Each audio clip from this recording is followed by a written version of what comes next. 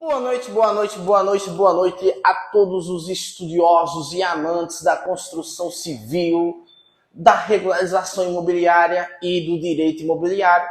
Falar sobre regularização de imóveis é falar sobre direito imobiliário, sobre lei, sobre legislação. Deixa eu ligar o ar aqui, mané, senão hoje vai ser daquele jeito. Pronto, vamos nós. Se você está chegando aqui pela primeira vez e ainda não me conhece, eu sou o Thiago Albuquerque, especialista em regularização imobiliária. E aqui nesse canal a gente dedica tempo, dedica espaço para falar com qualquer engenheiro, qualquer arquiteto, qualquer técnico de edificações, corretor e advogado que deseje atuar no projeto de prefeitura, que deseje atuar na regularização imobiliária, que deseje conhecer um dos ramos mais rentáveis do direito imobiliário e da construção civil. O grande nicho, construção civil, subnicho, regularização imobiliária. É o segmento em que nós, da área jurídica, apresentamos para os engenheiros, arquitetos e técnicos e edificações a legislação. Toda a regularização nasce na lei e é ela que vai passar a noção do que é um imóvel regular. Iniciativas educacionais como essa do RIS surgem para suprir uma carência, para suprir uma lacuna. Esses profissionais técnicos não sabem, não conhecem na faculdade o que é um imóvel regular. É o Estado, por intermédio da lei, que vai trazer a concepção do imóvel regular. É nossa função aqui apresentar a vocês essa mesma concepção. Apresentar a vocês o que a lei vai exigir na hora de vocês produzirem o seu chamado projeto legal. Toda obra nova precisa de um documentozinho alvará de construção. Não falaram para você na faculdade o que seria esse documento. Toda obra nova, recém-finalizada, precisa de um documentozinho chamado ABITS. Não falaram para você na faculdade o que seria o ABITS. E ainda por cima, não falaram para vocês que vocês, enquanto engenheiros e arquitetos, são essenciais, são fundamentais para se conseguir tal documento.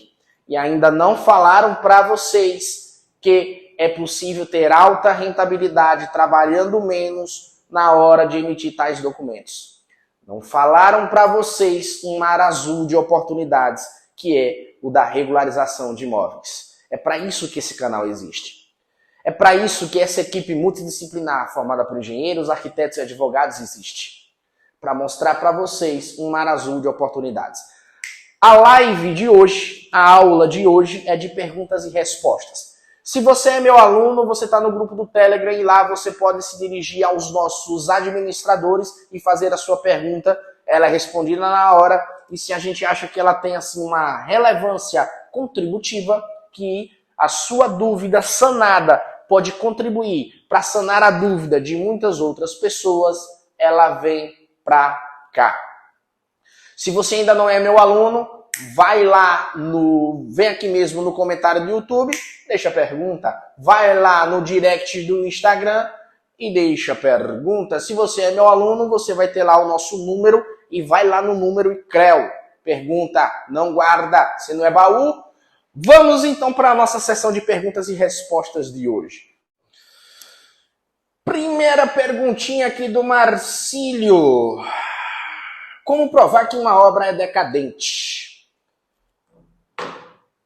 Meus queridos reguezinhos, meus queridos grilinhos, não falaram para vocês também a possibilidade de você faturar bem, regularizando o imóvel na receita? Toda obra dita regular, por imposição legal do Estado, precisa recolher os impostos referentes à mão de obra. É como se o Estado dissesse, espera aí, você utilizou mão de obra escrava, você explorou o trabalhador?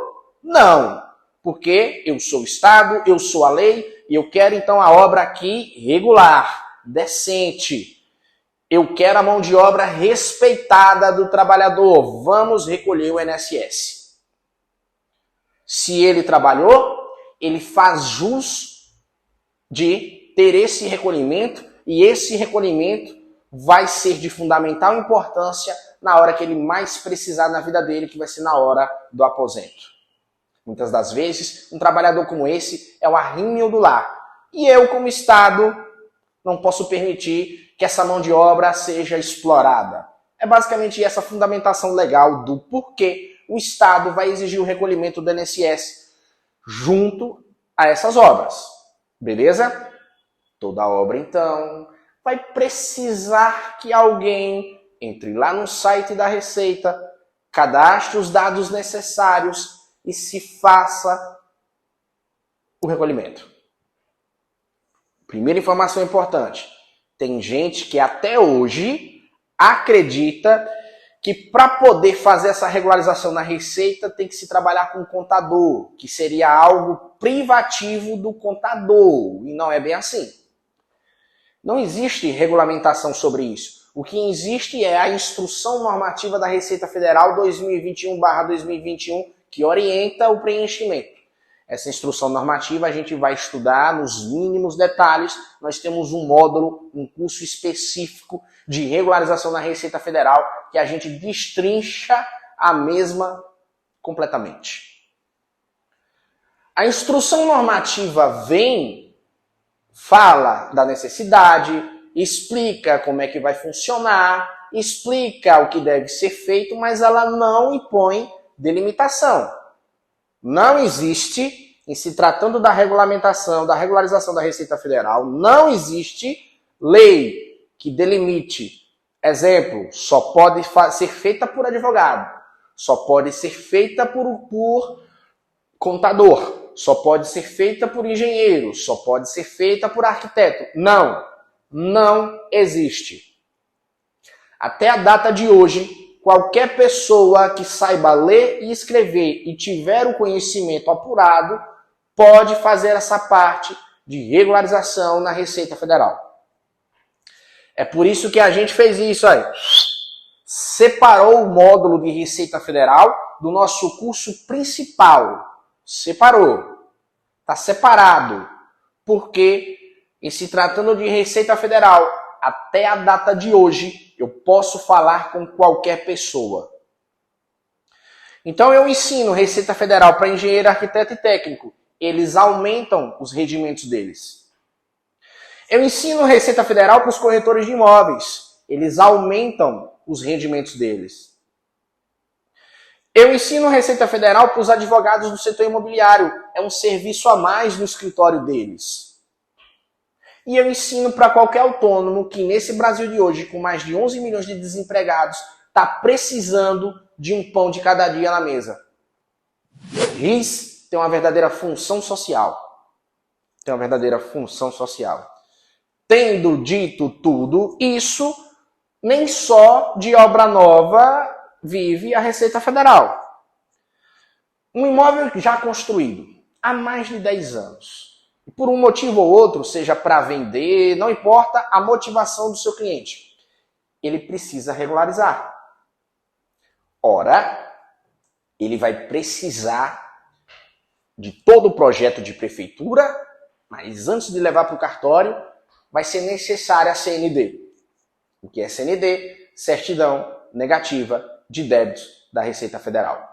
Um documento expedido pelo sistema da Receita que vai passar que esse imóvel está em dias. Recolheu o INSS, está tudo certinho. Mas aí é que está o pulo do gato. Nessa modalidade, a gente ensina com um imóvel novo, mas a gente também ensina que esse tipo de imóvel, se ele já está edificado, se trata de um imóvel decadente. E aí, você que é um profissional, que estuda, que se qualifica, que busca conhecimento, que segue Thiago Albuquerque no YouTube, você vai entender que existe um processo à parte. Olha, meu querido cliente. E aí, uma dica que eu dou. A depender da metragem construída, no nosso curso você vai aprender a fazer um cálculo, a simulação. Depender da metragem construída, você tem como mostrar para esse cliente, olha, você ia pagar tanto aqui só de impostos. Mas calma. Calma, que eu sou reguezinho. Calma que eu cheguei na parada. Calma que eu domino o chamado processo decadente. Calma que com o meu trabalho você não vai pagar nada. E aí, Se você aprendeu o beabá, se você aprendeu o passo a passo, você vai lá, prova que o imóvel é decadente e um cliente que quer pagar seus 8, 10 mil reais não vai pagar. E de impostos. E você pode muito bem cobrar seus 2, 3 mil reais. Olha a lógica da coisa. Olha, eu ia pagar 8 mil, mas com esse profissional eu vou pagar nada. Então é melhor pagar só 2, 3 mil para ele paga de bom grado.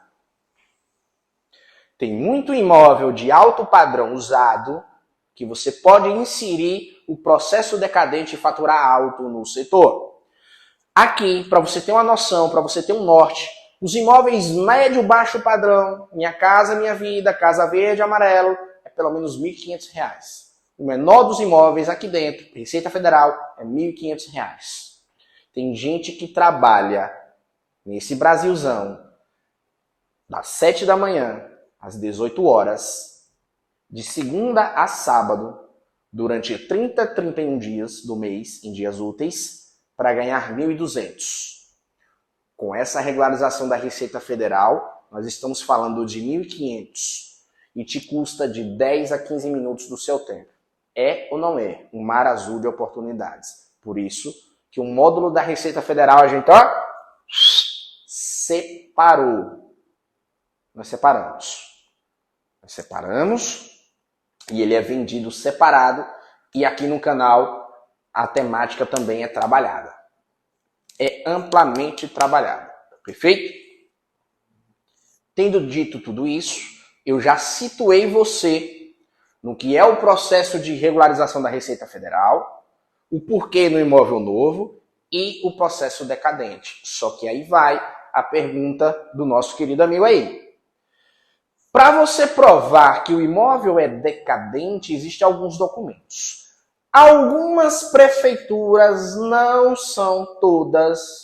Se você se dirige até o setor de tributos, que é responsável ali pela fiscalização e recolhimento do IPTU, você pode pedir um documento que se chama certidão de tempo. Esse setor de tributos emite uma certidão onde se fará constar, olha, tal imóvel está edificado desde não sei quando e recolhe-se IPTU aqui desde não sei quando. A Receita vai olhar então que é um documento oficial emitido pelo poder público e que aí você já vai poder apresentar e o profissional da Receita poderá aceitar. Por que eu digo poderá? Na análise do processo decadencial, via de regra, um funcionário da Receita Federal irá analisá-lo. E da mesma forma que existem muitas peculiaridades nas mais diversificadas prefeituras desse país, você pode encontrar um profissional ou outro que possa colocar alguma dificuldade e você precisa ficar atento para isso. Por isso, na nossa metodologia, eu não indico a apresentação única e exclusiva da certidão de tempo. Até mesmo porque existem prefeituras que não emitem esse documento. Perfeito? Tem metodologias e cursos por aí que falam sobre regularização, que falam da certidão de tempo como se ela fosse algo que existe em todas as prefeituras. 5.568 municípios. Eu falo aqui do Nordeste. Eu conheço prefeitura aqui. Se você perguntar certidão de tempo, vão perguntar, que é isso mesmo? Não sabe nem que isso existe. A nossa orientação, então, é a formação de um dossiê completo, onde você vai pedir ao seu cliente, o proprietário do imóvel, uma relação completa dos mais diversificados documentos que comprovem o tempo de edificação daquele imóvel. Certidão de tempo, se existir, ok. Os comprovantes de pagamento do IPTU naquele endereço que comprovem de 10 anos para cá. Ligação de água, ligação de energia, correspondências diversas e hoje, ultimamente, a cerejinha do bolo que nós temos utilizado, que é o querido Google Maps com data retroativa. Se você conseguir encontrar, vai também te ajudar. Perfeito? Todos esses documentos, juntamente com toda e qualquer declaração que você consiga junto ao município, que comprove o prazo de edificação. Hoje em dia a gente orienta até a colocação de fotos em dossiê, fotos que de alguma forma comprovem o prazo de construção. O dossiê, então, deve constar todo e qualquer documento complementar que comprove o prazo da identificação. Os queridinhos, os oficiais, certidão de tempo, IPTU, água, energia. Beleza? Fica ligado. Se você ainda não segue a gente aqui no canal, fica ligado porque regularização na Receita Federal se transformou em um módulo específico que a gente vai passar para vocês. Tiago, quando é que você abre vagas para a próxima turma do RIS? Para quem não conhece, RIS é a sigla de regularização de imóvel simplificado. Pega essa última palavrinha, simplificado. É a missão desse rapaz aqui, pegar o que tem aí de complexo e simplificar para você. E eu tenho me esforçado da melhor forma possível para simplificar para você. E respondendo a sua pergunta, não tem previsão. Nós estamos falando aqui do final agora de 2022 e a gente não está vendendo nada. Foi tudo suspenso para ser regravado. A cada 2 anos eu reformulo o curso. A gente atualiza o curso. E é por isso que a gente tem uma taxa de renovação enorme. E a partir de agora vai ser nossa missão, reformular ou atualizar o curso todos os anos. Todos os anos. O nosso objetivo aqui nem é tanto o curso, é formar a comunidade. E para eu manter todos esses reguezinhos aqui, todos esses engenheiros, todos esses arquitetos sintonizados com a gente precisa ter uma comunidade atrativa. Previsão talvez final de janeiro. Por hora, estamos renovando, atualizando todinho. Próxima pergunta. Quais dicas você tem para ofertar para engenheiros e arquitetos e técnicos e advogados para não levarmos calote? O famoso calote. Veja, eu até falei em aulas anteriores, experiências negativas de engenheiros e arquitetos, principalmente quem está começando. Vem um espertalhão, procura esse profissional, faz com que aquele técnico confeccione um projeto, pega o projeto, some. O engenheiro ou arquiteto liga, rapaz, e aí não vou querer construir mais não deu certo. O tempo passa, o tempo voa, o engenheiro e o arquiteto vai passando pela rua, olha a obra sendo executada, do jeito que ele tinha projetado. E aí ele leva calote. O que é que agora, veja, aqui no escritório a gente tem a divisão de setores. Engenheiros e arquitetos de um lado, setor jurídico de outro. O que é que o setor jurídico orienta para eles? Em primeiro lugar, contrato. Faz o contrato de prestação de serviços. Quem é nosso aluno recebe os modelos dos contratos mais utilizados e mais validados aqui dentro. Forjado por advogados do direito imobiliário. Faz contrato. Nesse contrato você vai especificar de forma clara direitos e obrigações de ambas as partes e 20% para começar, 50% para começar. Eu oriento 50%. 50% para começar. Chorou, negociou, no mínimo 20%. E o restante?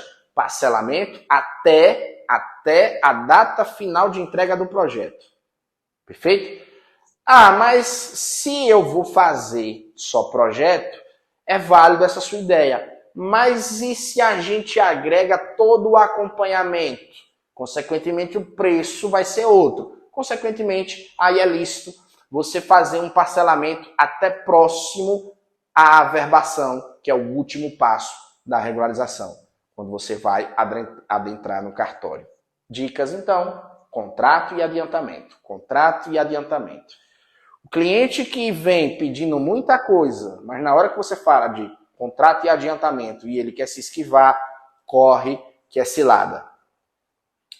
Você trabalha com pessoa física ou jurídica? Como pessoa física ou jurídica? Não entendi bem a pergunta, mas eu acredito que se refere a se o engenheiro arquiteto pode trabalhar com pessoa física ou jurídica. Orientação geral para quem está começando, pessoa física. Vai devagar, sem pressa, sem pausa. sem pressa, sem pausa. É o típico tartaruguinha. Direção é mais importante que velocidade. Vai devagar, devagar, sem pausa, todos os dias. À medida que você evolui, à medida que o seu negócio evolui, é claro, um volume maior de serviços vai estar diretamente relacionado com um volume maior de faturamento. Legalmente falando, o aumento do faturamento, aí sim, você precisa abrir CNPJ. Não vai valer a pena você pagar um determinado quantitativo no seu imposto de renda pessoa física. Legalmente falando, você vai ser encaminhado, digamos assim, se você tiver uma boa assessoria de contabilidade, para abrir o CNPJ. No nosso curso, a gente orienta o passo a passo da abertura do CNPJ, mas quando chegar a hora certa, para você identificar. Quem está começando precisa se preocupar, antes de mais nada, em aprender a dinâmica da regularização. Um dia de cada vez, um passo a passo, o momento certo vai chegar e você vai ter certeza. Começa então com pessoa física, não tem necessidade de abrir CNPJ, e à medida que a demanda e o faturamento aumenta, aí sim você vai para pessoa jurídica. Tiago, um cliente de obra nova, ofertei projeto e execução, mas ele só quer projeto. Bem, aí é que vem a situação. Mais uma vez, orientação jurídica para o pessoal da técnica. Eu presumo que você deve estar falando aí de obra nova, projeto e execução, perfeito. E aí o seu cliente só está querendo pagar projeto e está querendo executar a obra assim mesmo. Legalmente falando, a partir do momento que você não vai emitir a responsabilidade técnica pela execução, isso não vincularia você caso alguma coisa dê errado. Só que eu já vi casos malfadados em que ocorre um problema sério de execução e mesmo assim, para proprietário se esquivar, ele tenta jogar uma culpa para uma má elaboração de projeto. E aí você vai ter uma RT de projeto. Perfeito? E até você explicar que Chico não é Francisco na justiça, muita dor de cabeça vai acontecer. Olha, o que é que eu recomendo? Não, cai fora que é cilada. Ou vai completo, projeto e execução, e é claro, você acompanha a execução, mas você vai receber para isso, ou caia fora. Você pode emitir a ART ou RRT só de projeto e não acompanhar absolutamente nada da execução e ocorrer algum problema e acabar por resvalar alguma situação em você. Perfeito? Até você provar na justiça que você foi só projeto, não foi execução, muita água vai rolar. E a experiência nos mostra que isso não é favorável. A orientação é, conversa com esse cliente. Orienta que o correto é pacote completo. Você vai emitir a RT de projeto, de execução, você vai acompanhar, ele vai ter um acompanhamento técnico na obra dele, vai evitar prejuízo, vai evitar outros tipos de problema. Mas a orientação técnica que eu dou para quem trabalha comigo é, nesses casos, cá fora. Não emita só pela metade. Como proceder em projetos de reforma? Já falamos sobre isso aqui no canal. 2 tipos de reforma. Uma reforma que eu chamo de reforma simples e uma reforma que eu chamo de reforma complexa. A simples não muda nada. Imaginemos uma pessoa que queira apenas pintar um imóvel por dentro, apenas trocar o piso por dentro e não derruba a parede, não acrescenta parede, não aumenta, não diminui. Esse tipo de reforma simples, praticamente nenhuma prefeitura vai fiscalizar ou exigir alvará de reforma. As reformas mais complexas, também chamadas de reformas estruturantes, reformas que vão mexer na infraestrutura do imóvel, na metragem quadrada, essas reformas significa dizer que o proprietário está mudando a estrutura do imóvel, está aumentando a metragem quadrada, está diminuindo a metragem quadrada ou está mudando a disposição de algumas paredes internamente. Aí estamos falando de mudança de estrutura, estamos falando da necessidade de averbar no cartório, estamos falando de necessidade de atualizar cadastro no município, porque o cálculo do IPTU é calculado, via de regra, com base na metragem quadrada, para mais ou para menos. Nesses casos em que existe mudança estrutural, projeto de prefeitura normal, alvará de reforma. Foi simplesinha, basicona, não precisa de alvará. Perfeito? Vamos nessa! Toda vez que eu finalizo uma obra, tenho que solicitar o ABITS e dar entrada na Receita Federal. E exatamente isso. Procura aqui no nosso canal o passo a passo da regularização que você vai entender. Fez a sua análise legal, viu os documentos do terreno, viu os documentos do cliente, fez uma reunião de alinhamento, montou o projeto, encaminha para a prefeitura. Chegou até a fase do ABITS, está com o ABITS na mão, é isso que eu estava conversando anteriormente. Chegou a hora de regularizar o imóvel na Receita Federal. Toda essa documentação precisa estar carimbada, aprovada, junto com a CND da Receita Federal. E você vai fazer o quê? Leva para o cartório para fazer a averbação. Tudo bem? Se você está começando agora, se você não conhece nada desses projetos, você está no lugar certo. Esse vídeo aqui foi o destino fazendo isso, ó. Ô, ei, chega aqui. Chegue mais. Venha aprender a faturar alto nesse setor. Esse rapazito que tá aí, Tiago Albuquerque, tem 15 anos, que peleja, que anda, que busca, que regulariza imóveis. Escuta o que ele tem para falar, ele pode contribuir e te ajudar. Segue a gente aí que a gente vai falar sobre todos esses temas. Meu cliente quer fazer uma construção de mercadinho. Qual o procedimento devo fazer? Mesma coisa. Mesma coisa. Projeto de prefeitura, alvará de construção. Perfeito? Até aí tudo bem. Claro que lá na frente o uso desse imóvel não vai ser residencial, vai ser comercial.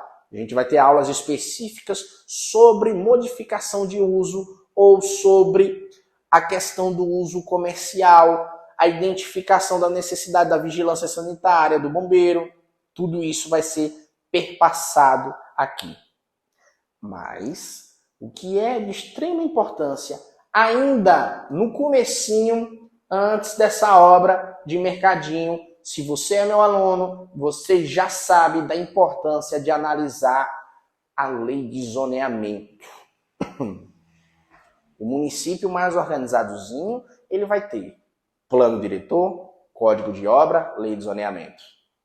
A lei de zoneamento, em um de seus anexos, via de regra, ela traz um mapa. Um mapinha todo delimitado, bonitinho, coloridozinho. E aí, se for o seu caso, você vai ter que abrir o mapinha e olhar, peraí, meu cliente, ele está querendo construir aqui. Deixa eu pegar o zoneamento, dar uma olhadinha, pronto. Já achei o zoneamento aqui. Pronto, o zoneamento é essa área e ele quer comercial. Vamos ver se o zoneamento daqui permite um imóvel comercial aqui. Não permite. E agora? Você precisa ficar atento ou atenta a isso. O próprio zoneamento já vai trazer para você essa noção. Você está falando de um mercadinho, de um imóvel comercial dentro do zoneamento dessa cidade. Esse tipo de imóvel é permitido? Se sim, o passo a passo é o mesmo. A apresentação do projeto de prefeitura, pugnar junto da prefeitura a emissão do alvará de construção, alvará, ABITS, só que aí você tem um outro alvará lá na frente. Um alvará que vai ser sinônimo de quê? De licença de funcionamento. O alvará de construção é uma coisa aqui no estágio inicial. O alvará para funcionamento é outro lá na frente, que é por sinal, você está no lugar certo. Olha o destino aí. Ei, escuta esse cabo aí. Tiago Albuquerque, 15 aninhos na parada, viu? Vai lhe ajudar. Lá na frente, o alvará de funcionamento. Quais serão as exigências do município para que esse estabelecimento comercial possa funcionar? Você, como profissional, vai poder ajudar. A gente vai falar mais sobre isso. Próxima. Estou recém-formado e preciso de emprego. O que fazer? Meu querido grilinho da montanha. Primeiro lugar, Não deu para identificar se é engenheiro ou arquiteto. Em primeiro lugar, você está no lugar certo. Por quê? Você está saindo da faculdade agora, então se você está acompanhando a gente aqui, você vai perceber que existe uma carência de informação. Um setor importante, um subnicho da construção civil, que é esse, regularização imobiliária, que permite alta lucratividade para quem se especializa, não é ensinado no ensino acadêmico convencional. Só que você está vivendo uma era, menino novinho, olha, orgulho de papai, guti, guti, guti, guti. Você está vivendo uma era que é a era da informação. A era que a internet está cada vez mais poderosa. E ela está permitindo que empresários da construção civil, como eu, possam fazer iniciativas educacionais como essa, que você só tem a ganhar. Acompanhe a gente aqui e você vai se conscientizar desse novo universo. Se você está saindo agora da faculdade, você pode se especializar na regularização de imóveis. Mas eu não posso lhe dar aqui uma indicação simplista. Eu precisaria conhecer você melhor. Você tem recursos próprios para montar o seu primeiro escritório físico? Se sim, existe um determinado caminho a seguir. Se não, você tem um outro caminho que pode ser seguido. Aqui no canal a gente fala sobre a instituição do home office na regularização de imóveis. Dá uma olhadinha que isso pode te interessar. Se você deseja se especializar, aí, primeiro passo, conhecimento. Segundo passo, um velho brocado. Quem não é visto, não é lembrado. Uma das maiores dores dos profissionais de engenharia e arquitetura e até mesmo de advocacia é a dificuldade de prospectar clientes diariamente, de ter clientes com recorrência. Na nossa metodologia, a gente dedica muito espaço, muita energia para estar discutindo sobre essa temática. Quem não é visto, não é lembrado. Essa é a base de todo profissional liberal no âmbito da sua sociedade, seja offline, seja online, para captar clientes. Na verdade, a pegada que a gente ensina aqui é um equilíbrio entre offline, onde você vai fomentar as suas parcerias, e o online, que é a presença digital cada vez mais forte que você precisa ter.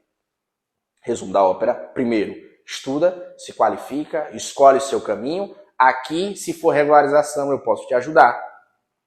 Se for só técnica, aí você vai ter que procurar um outro profissional. Eu posso te ajudar na regularização, porque a regularização é lei. Eu sou da área jurídica, então eu vou lhe ensinar o passo a passo para você dominar projeto de prefeitura com alta lucratividade. Além do conhecimento técnico jurídico, eu tenho uma equipe há mais de 15 anos trabalhando juntos. Então a gente também vai passar para você e para vocês aquilo que se chama de conhecimento empírico, que é o conhecimento adquirido na prática, no dia a dia, no campo de batalha. Beleza?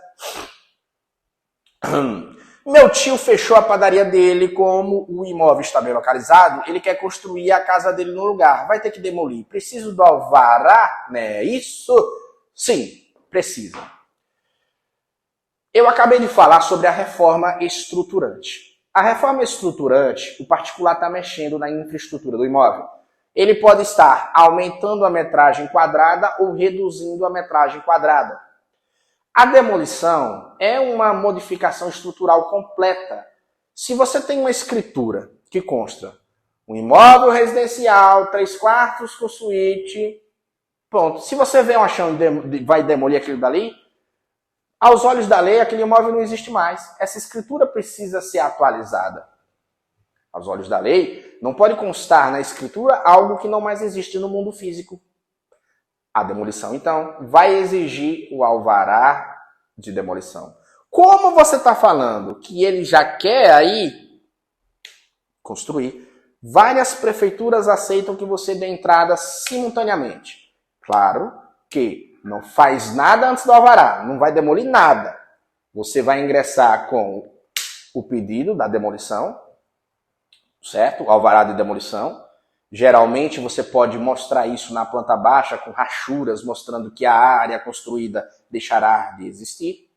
E em seguida, com o projeto de prefeitura normal, alvará de construção, que a gente fala, que a gente já falou, fala e falaremos de forma abrangente aqui no canal.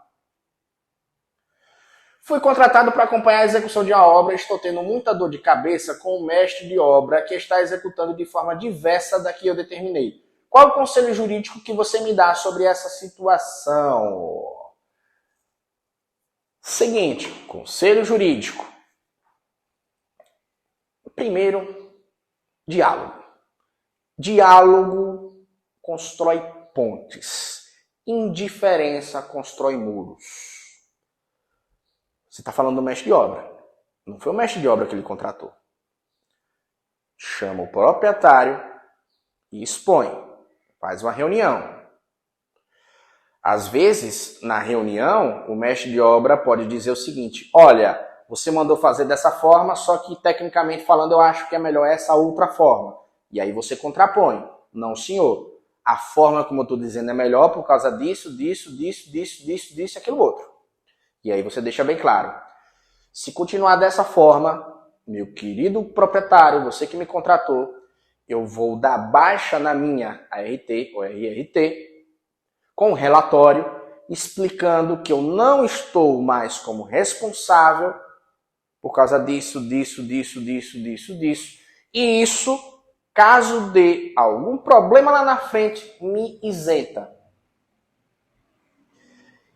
Eu também sou construtor individual. Já fiz algumas unidades dentro do programa Casa Verde e Amarelo por aqui no estado. E certa feita eu me deparei com a situação em que um mestre de obra, ele cortou o baldrame. Ele removeu a estrutura de ferro do interior do baldrame em uma determinada obra. E isso com certeza deu problema lá na frente. Graças a Deus, não houve nenhum risco para a saúde, para a integridade de seu ninguém. Mas a ofensa de uma estrutura de viga baldrame pode causar até desabamento lá na frente. Imagina se isso acontece com você e você é o responsável técnico pela execução. Aqui no canal a gente tem uma aula específica sobre responsabilidade civil na construção civil. Nossa! Uma das melhores aulas que a gente já deu, sem falsas modéstias. Eu aconselho você dar uma olhadinha no que é que pode acontecer. Na ocasião dessa aula, a gente utilizou o exemplo do Palace 2. Teve um engenheiro que estava sendo quase lixado quando caminhava pela rua do Rio de Janeiro. Só para você ter uma noção do tamanho da sua responsabilidade dentro da construção civil. Conversa. Primeiro de tudo, diálogo. Expõe, contrapõe. Continua desobedecendo e fazendo besteira, dá baixa na RRT, coloca no relatório o porquê e se livra de qualquer bucha lá na frente. Tenho medo de divulgar meus serviços e conseguir mais clientes. Como é o nome dela? Amandinha. Ô, Amandinha, bem-vinda. Você tem medo? Eu também. Você tem medo de divulgar seus serviços? Eu também. Você tem medo de não conseguir mais clientes? Eu também. Bem-vinda. Por quê? Somos humanos. Se cortar, sai sangue. Aqui sai. Somos humanos. O que eu faço, que talvez você não faça, é enfrentar esse medo. O RIS originalmente funcionava offline. Pós-pandemia, com a ampliação e força das mídias sociais, esse projeto vem agora para o online. Você acha que quando a gente começa a divulgar na internet os nossos serviços, as nossas ideias, a gente não vai encontrar haters, críticos e detratores? Só que a palavra ou a ofensa maldita ou bendita, ela é tal qual um presente. Está aqui seu presente. Ele só é seu se você aceitar. Se você não aceitar, se o que você está fazendo está conforme a lei, Deus e a sua consciência, vai em frente. Divulga seus serviços e vai para frente. Um dos meus mentores costuma dizer também uma outra situação que aqui eu compartilho com você. Feito é melhor do que perfeito. Está começando agora? Vai na fé. Faça. Fazer é melhor do que já estar perfeito. E no caminho da sua jornada, no passo a passo, você vai aprimorar cada vez mais. Trabalho em várias cidades. Preciso me cadastrar em todas as prefeituras? Nas prefeituras que exigem, sim. Veja, existem algumas engenheiras professoras de regularização de imóveis que elas defendem que toda prefeitura você precisa se cadastrar como autônomo. E aí você vai ver onde é que elas moram. São Paulo, Rio de Janeiro, Rio Grande do Sul. Eu estou falando do Nordeste, bichinho. Aqui tem prefeitura que você for falar de planta baixa, o técnico vai... que é isso mesmo? Não vai nem saber. Tem prefeitura aqui no Nordeste que você consegue adentrar, dar entrada no seu projeto de prefeitura e ela não vai pedir de você o seu cadastro como autônomo. Perfeito?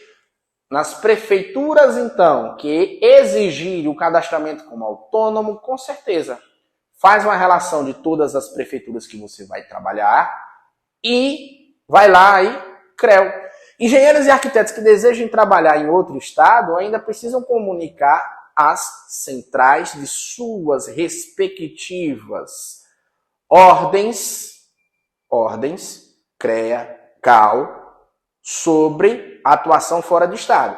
É por isso que hoje em dia a gente prefere fazer parcerias. Se eu vou atuar em outro estado, eu prefiro fazer parceria com um aluno meu que já atua lá naquele estado. Mas isso é de cada um.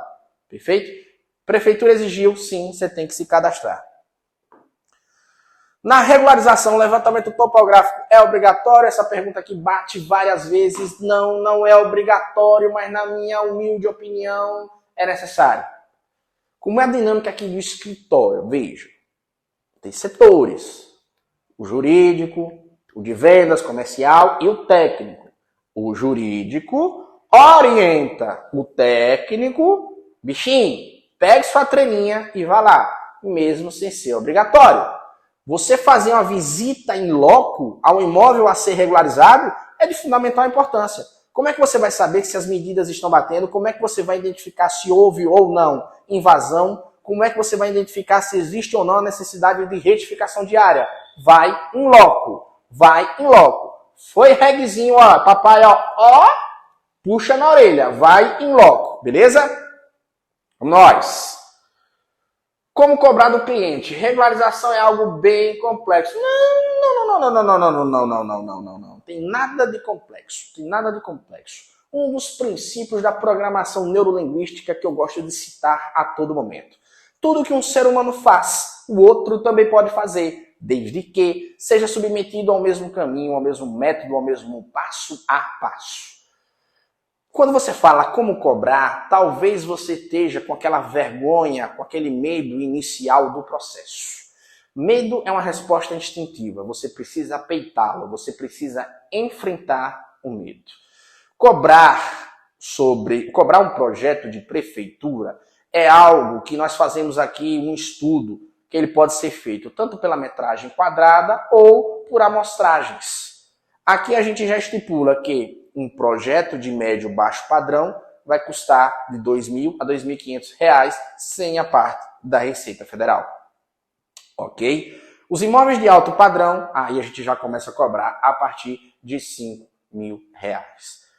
Estou devendo aqui uma aula só de precificação.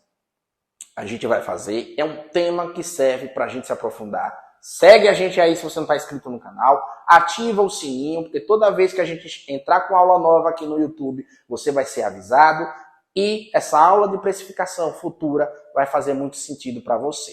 Beleza? Por hoje é só, mas me despeço, especialmente para você que está com medinho de cobrar, para você que está com medinho de atender clientes, uma palavra de um dos meus mentores. O que ganha jogo não é talento, é comprometimento. Ninguém nasceu sabendo. Segue o passo a passo. Estuda, se aprimora, busque a prática constante que você chega lá.